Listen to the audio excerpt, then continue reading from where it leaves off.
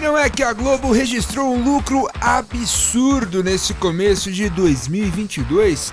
Para entender tudo sobre isso e se a emissora vai agora comprar todos os campeonatos importantes, vem comigo que o Pocket News de hoje tá no ar. A Assembleia Geral da CBF aprovou por unanimidade as demonstrações financeiras da entidade referentes a 2021, quando o órgão que comanda o futebol brasileiro conseguiu arrecadar R$1 bilhão com superávit de 69 milhões. Pela primeira vez, a CBF superou a casa de R$1 bilhão de arrecadação total e o montante veio principalmente de três fontes: patrocínios, sendo 576 milhões, com aumento de 58% em relação ao ano anterior, direitos de transmissão e comerciais, sendo 214 milhões, bilheterias, premiações e fundo de legado da Copa do Mundo, totalizando 81 milhões. Segundo a CBF, do faturamento total, 690 milhões foram aplicados diretamente no futebol, gerando um aumento de 145% em relação a 2020. Desse total, 225 milhões foram gastos com as seleções brasileiras masculina e feminina, adultas e categoria de base. Outros 434 milhões foram investidos na realização de competições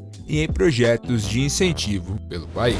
A CBF é um alvo muito fácil, né? Muito fácil criticar a CBF por todo o histórico dessa entidade, né? Com relação aos seus presidentes antigos, muitos condenados, presos, aquela coisa toda que você já sabe. Mas dessa vez a gente precisa elogiar, porque dessa receita que ela teve aí de 1 bi, bom, pelo menos segundo consta, ela investiu quase 70% disso no futebol brasileiro, com 690 milhões em investimentos. E o lucro da CBF é muito baixo, perto da receita que ela teve, 69 milhões de reais. Então significa que ela reinvestiu esse dinheiro e é para isso que a CBF existe. A CBF não é uma empresa para dar lucro, assim como os clubes brasileiros não são associações para darem lucro, com exceção às suas respectivas SAFs que agora estão surgindo e aí precisam dar lucro para os seus acionistas, para quem coloca dinheiro ali, para os seus investidores. Agora, a CBF não existe por conta de investidor para enriquecer presidente. Ela é uma associação que existe para fomentar o futebol brasileiro. Então ela não tem que dar lucro. Ela tem que investir no esporte e mostra que esse ano a CBF investiu, pelo menos nas contas. A gente tem aí certeza que essas contas estão corretas e tudo mais? Bom, a CBF costuma fazer ali aquela consultoria com o Ernest Young e fala, né, que nossa, aqui tem uma das Big Four aqui que faz, mas na hora de apresentar suas finanças, a Ernest Young não participa. Ela chama uma outra empresa menor. Então assim, não coloca a minha mão no fogo, mas em todo caso, se esses números estiverem corretos e, enfim, né? A gente espera que eles estejam, é um passo importante. São aí mais de 100% de investimento a mais do que o ano passado, 140 e poucos por cento. Então é muita coisa e é esse caminho que a CBF deve continuar. Imagina se a gente tiver uma liga e a CBF não tiver mais campeonato brasileiro de Série A e B para cuidar. Aí seria sonho e de fato a gente poderia começar a crescer com todo esse investimento que a CBF faz. O fundo de investimentos Investcorp, sediado no Bahrein, está em negociações exclusivas com o Milan para comprar o clube. De acordo com a agência internacional de notícias Reuters, a venda está quase concluída, no que seria o primeiro investimento de uma empresa do Oriente Médio no futebol italiano. Ainda segundo a agência de notícias, uma avaliação potencial para o clube, considerado um dos mais importantes da Europa e do futebol mundial, ficaria na casa de €1 bilhão, incluindo dívidas. Vale dizer que desde julho de 2018, o time é controlado pela Elliott Management. Arsenal e Chelsea se enfrentarão em Orlando, nos Estados Unidos, em 23 de julho pela Florida Cup. Nessa edição, além de Orlando, o evento contará com mais duas cidades norte-americanas. O Arsenal também enfrentará o Orlando City, equipe dos brasileiros Alexandre Pato e Júnior Urso, no Explorer Stadium. Nos próximos dias, mais duas cidades sede e dois confrontos internacionais serão anunciados pela organização do evento, e dessa vez não terá equipes brasileiras, já que será realizado no meio do ano. A UEFA abriu a venda de ingressos para a final da Champions League em Paris, na França, e para a decisão da Liga Europa, que será em Sevilha, na Espanha. As entradas para a final de Paris estão à venda com preços que variam de R$ 353 até R$ 3.483. Os ingressos mais baratos para o jogo em Sevilha saem por R$ 202,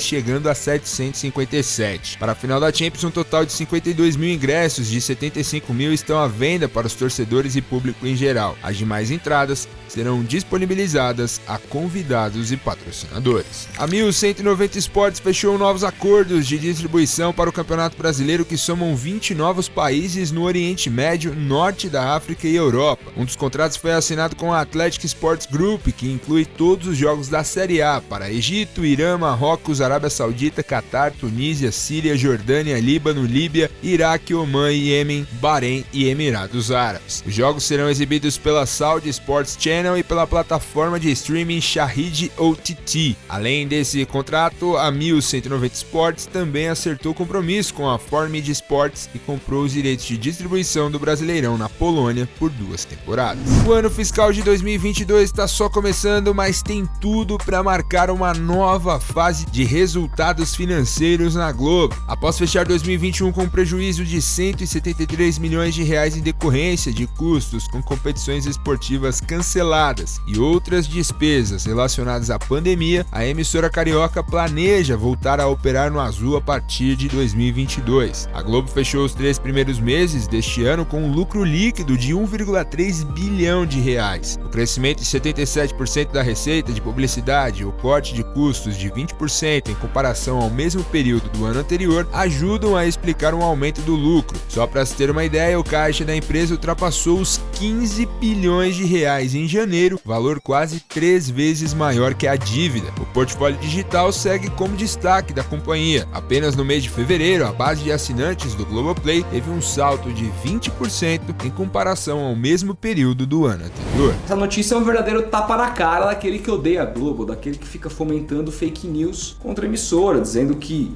tá devendo, que depois que ela não recebeu mais dinheiro do governo, que ela tá morrendo, que não paga isso, não paga aquilo. A Globo só encaixa hoje, tá? Lá no banco. Ela tem 3 vezes mais do que o valor da dívida dela. É uma empresa absolutamente equilibrada e mesmo no ano passado, quando terminou o ano em prejuízo, ela já era, porque também tinha quase que o dobro em caixa em relação às suas dívidas. Isso para você comparar com um clube. Pensa o seguinte, quanto que o Corinthians tem em caixa hoje? Quanto que é a dívida do Corinthians? Quanto que o Atlético Mineiro tem em caixa hoje? Quanto que é a dívida do Atlético Mineiro? Você acha que o Atlético Mineiro hoje tem 4 bi de caixa com a dívida de 1,3 bi? Porque é mais ou menos isso que ele deveria ter em caixa para se comparar com a Globo. Ele deveria ter 3 vezes mais a dívida que ele tem. E não é o caso. Então hoje a Globo como empresa está muito bem administrada, né? A gente não sabe aí o que vai acontecer daqui para frente, se essa receita toda vai fazer com que a emissora invista cada vez mais em direitos esportivos. Uma certeza que eu tenho é que essa notícia, por exemplo, você não vai ver no canal do Pilhado,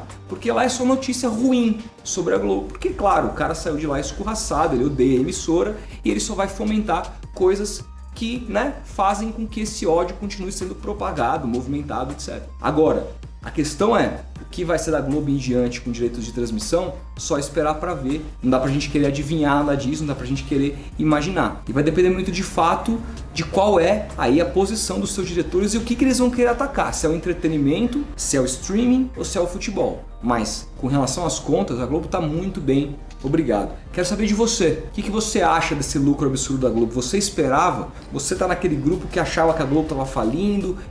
Onde você se encontrava diante dessas informações todas? Comenta aqui embaixo. Muito obrigado por ter visto esse vídeo até o final. A gente vai se falando. Um grande abraço e até amanhã.